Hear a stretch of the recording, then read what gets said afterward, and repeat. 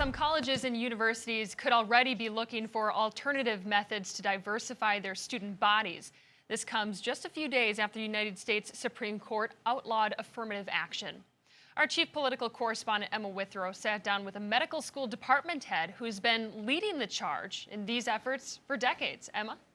Yeah, Morgan, definitely an interesting topic here. Dr. Mark Henderson, the head of admissions at UC Davis Medical School, has developed a method to evaluate an applicant by more than just their test scores and their GPA, but rather also factoring in the economic and educational barriers they faced on the road to that application. Dr. Mark Henderson, along with his colleague Peter Franks, came up with this new method years ago to understand the whole scope of who an applicant is and how they got to where they are. It's called the Socioeconomic Disadvantage Scale, or SED.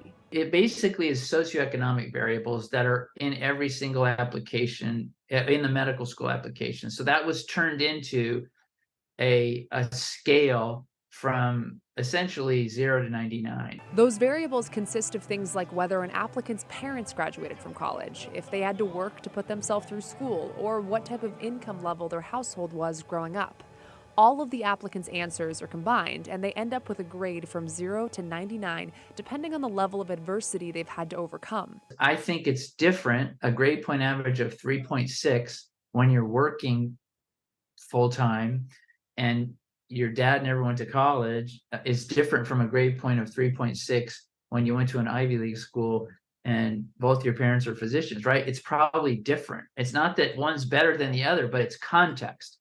And Henderson said having that context has resulted in part to UC Davis having one of the most diverse medical schools in the country. Kevin Briones, a first-generation college graduate from UNC Charlotte, feels socioeconomic status is a better way to achieve diversity rather than just factoring in race. Because I grew up off US 29 on a trailer park, lived my first years there, and I could relate more with the people that I grew up with in that trailer park than I could with somebody that comes from a wealthy background, even if they are the same race as me.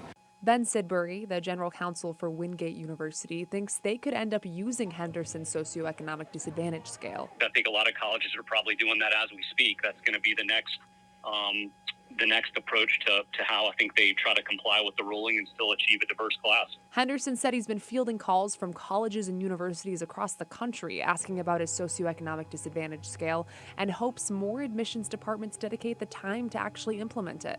I feel like you have to stick with this. Otherwise, you're not going to change this kind of stuff. It's taken a long time to get here. So interesting to note, Dr. Henderson actually just gave a talk at Duke University a few weeks ago. So we might start seeing the socioeconomic disadvantage scale implemented right here in North Carolina sometime soon. Morgan?